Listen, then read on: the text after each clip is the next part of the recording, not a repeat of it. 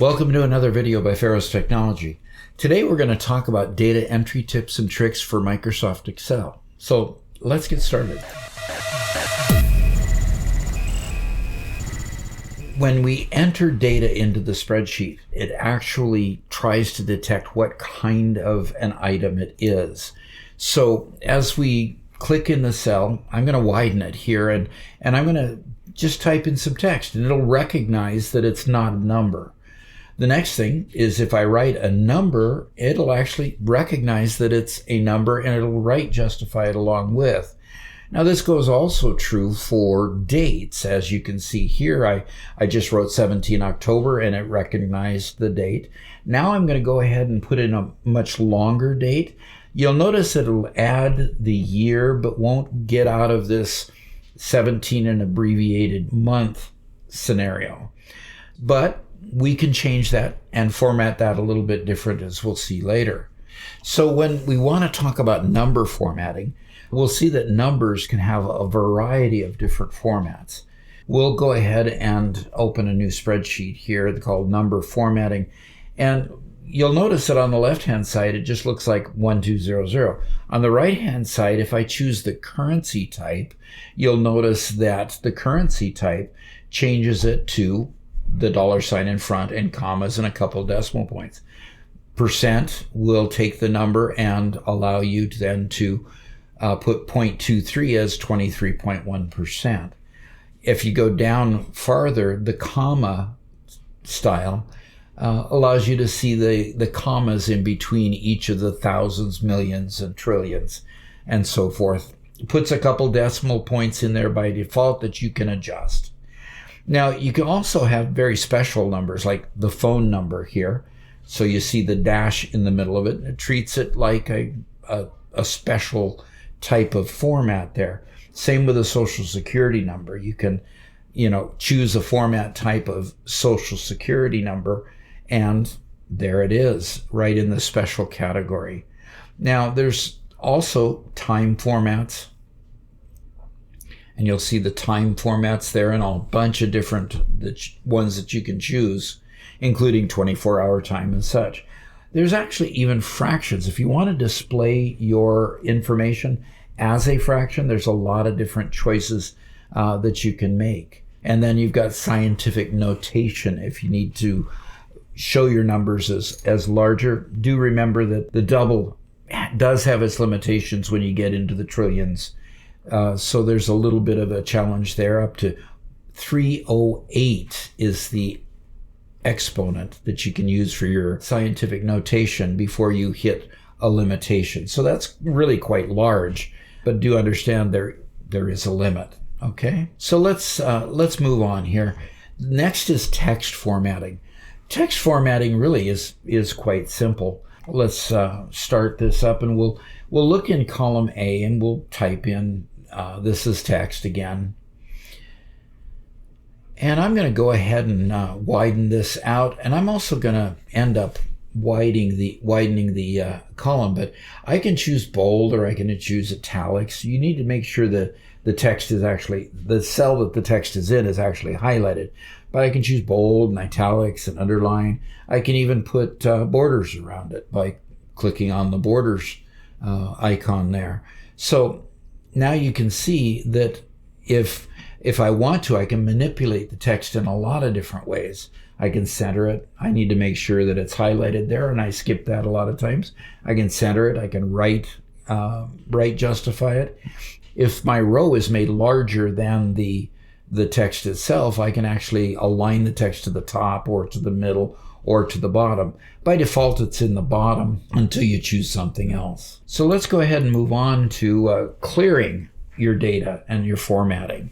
Now, if you just highlight the area and you just click delete, for example, and I'm going to show you what that looks like. If I just click delete, you can see here the fact that it won't get rid of the blue.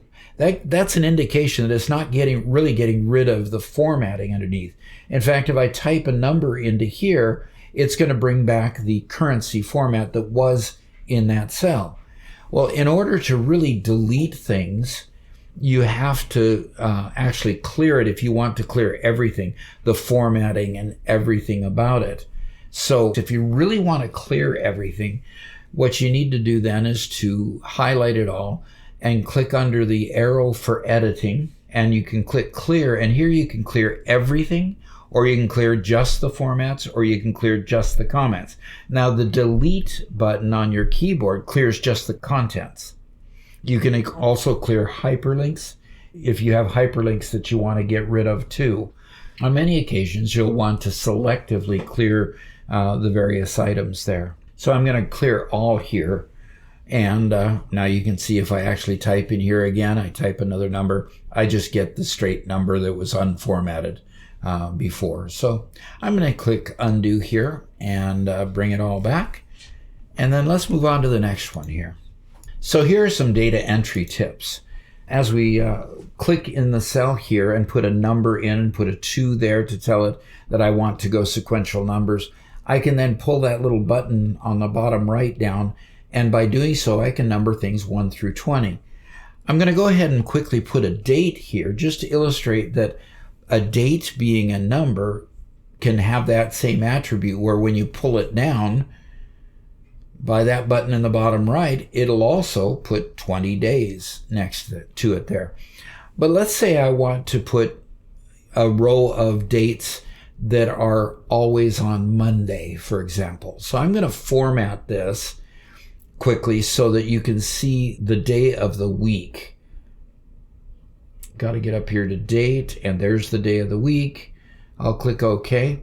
I'm going to copy that one into the next cell, and then I'm going to change the date to the following Monday, which would be the 23rd. So when I hit enter here, we've got 2 sequential Mondays.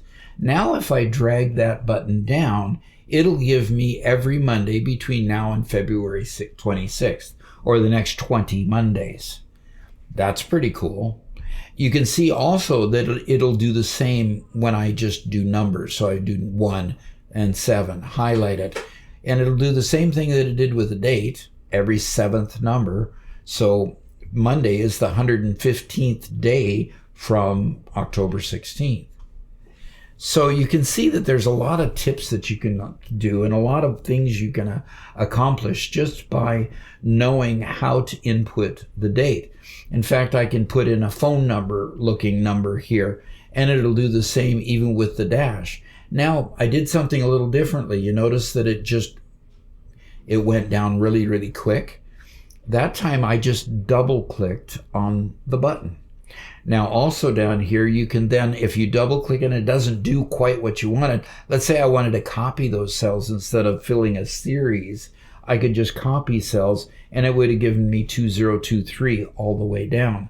Or I can fill without the formatting, or I can just copy the formatting only.